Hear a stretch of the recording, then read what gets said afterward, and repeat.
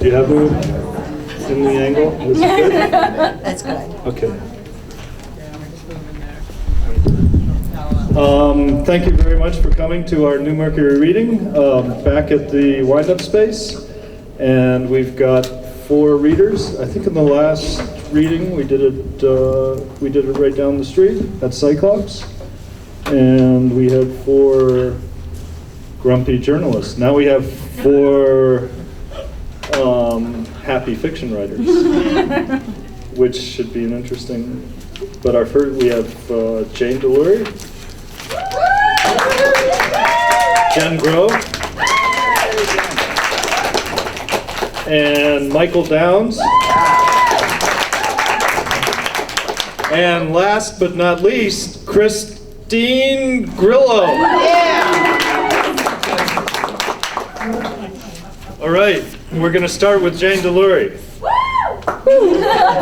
Jane Delury's fiction has appeared in the 2011 Penn/O. Henry Prize Stories, the Southern Review, Narratives, and other publications. Her essay was anthologized in My Word!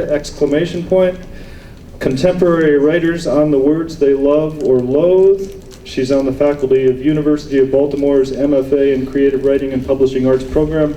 Jane Delury, come on up.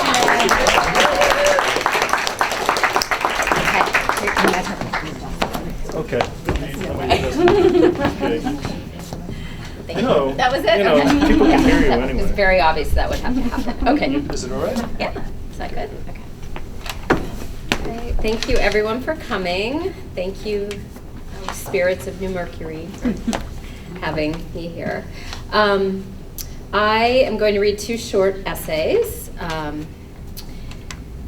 Basically, the 2 essays I've ever written. The first is from the book that John mentioned, the Saravan Anthology, and writers were asked to choose a word that the title sort of explains it, but were asked to choose a word that they have sort of a conflicted relationship with and write a short piece. And then the second piece I'm going to read is appeared recently in Baltimore Fishbowl. Okay, so no further ado. Negligee. At 9 p.m. in a world capital, you can buy carelessness. On the floor of the changing room, my sweater and pants and underwear, my bra and socks with the heels worn sheer. From the spread of ceiling, halogen bulbs, half hooded like the eyes of a lizard, beamed down benevolent light to better obscure the mirror's reflection.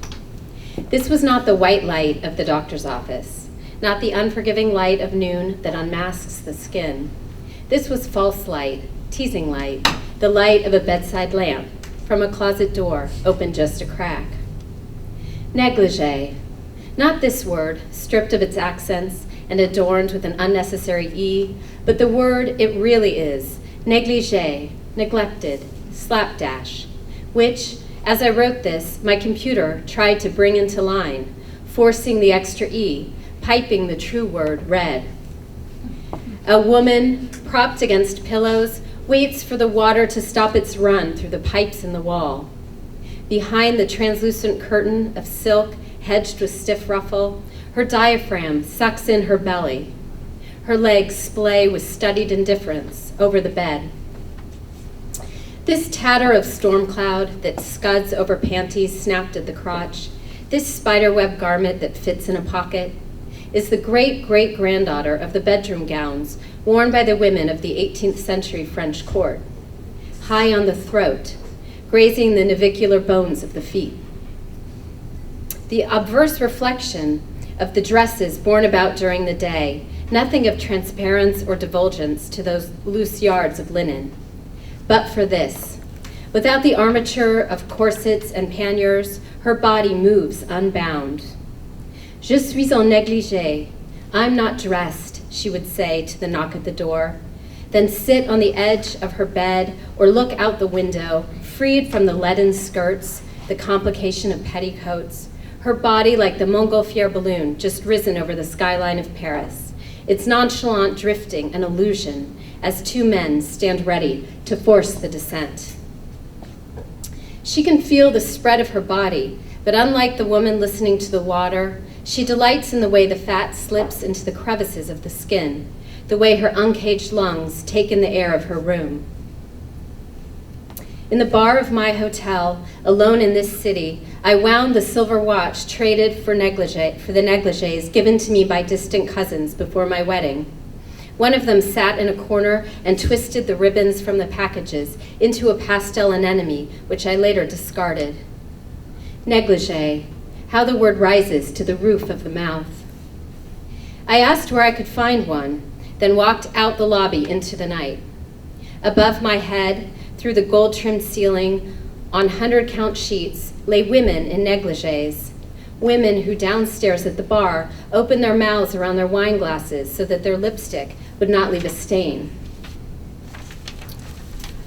How did negligee lose its negligence, submit to the scissors of meaning? On that cover of Life magazine, Rita Hayworth tips toward the wall, her breasts crystallized by black lace, the skin of her shoulders woven and fitted to the sweep of her bones. In the changing room, you could not see the shimmer of stretch marks at my waist, the belly that once cradled my daughters, who in 10 years or so will go to stores like that one to buy the baby dolls, the thongs. I thought I couldn't believe in the theatrics of it, but I believed that woman in the mirror who looked back at me.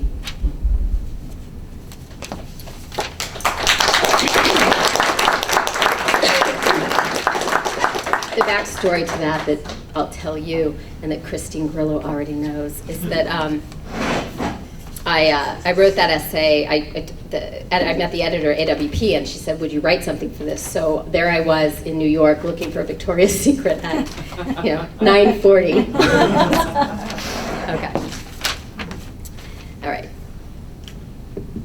This next piece is the piece from Baltimore Fishbowl.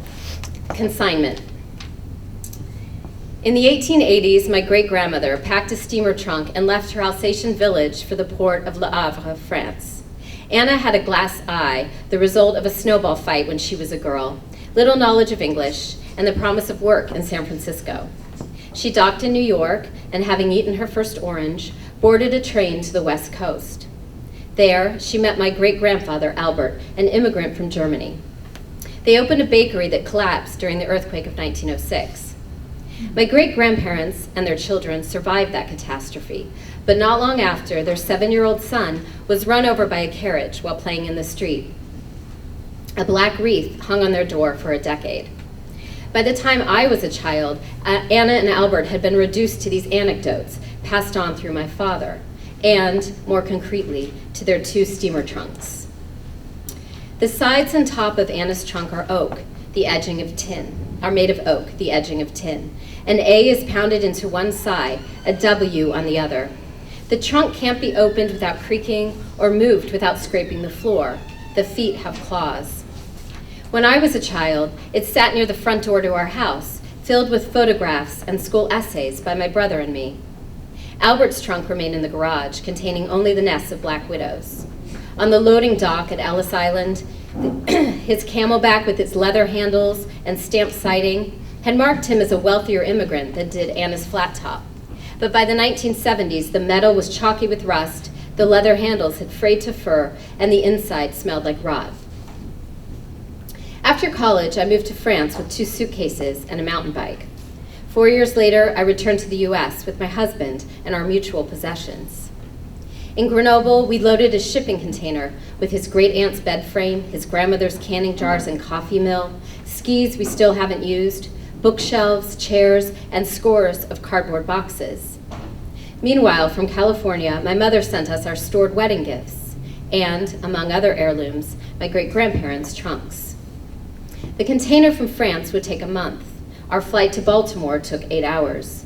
The ocean that had heaved under Anna's and Albert's berths and rattled the hatchways was flat and innocuous, 35,000 feet below our plane. The shipment from California arrived on time, but the container from France entered the harbor just before a hurricane and was marooned by the ensuing floods.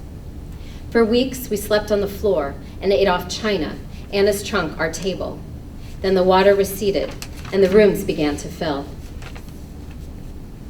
You can tell by looking at them, heavy, unyielding, ready to scratch, steamer trunks were made for definitive departures. Anna and Albert never saw their families again, whereas my children see their French grandparents every year. Once, a manufacturer in the Vaucluse had invented cardboard boxes to ship silkworm eggs from Japan to Europe. It wasn't a far leap to the recyclable closet that carried my coats across the Atlantic. Metal and wood have succumbed to paper and plastic, and oceans to skies. Goodbyes, too, have become lighter. Not long after our second child was born, my husband and I made another move, this time over the border dividing city from county. Goodbye to our 3-story row house with its brass sconces and slate roof. Hello to a split foyer without attic or basement. We'd left an embarrassment of space and didn't know where to put the stroller and playpen, the dollhouse, the boxes on boxes of toys. Anna's trunk survived the shedding of objects. Not so for Albert's. The woman at the consignment shop thought it would work well as an outdoor planter. I wish I could say I looked back. Now the dollhouse is wedged in a crawl space, and the high chair no longer clutters the table, or the stroller the foyer. This winter, our youngest daughter gave her building blocks to a cousin who lives in Quebec, and her tea set to a cousin who lives in Korea. The tiny people and their things have deserted the house, and sitting in a corner of my office, Anna's trunk looks like one bird wing, a sock without its mate. If I were to do it again, I'd make room for Albert's. Thank you.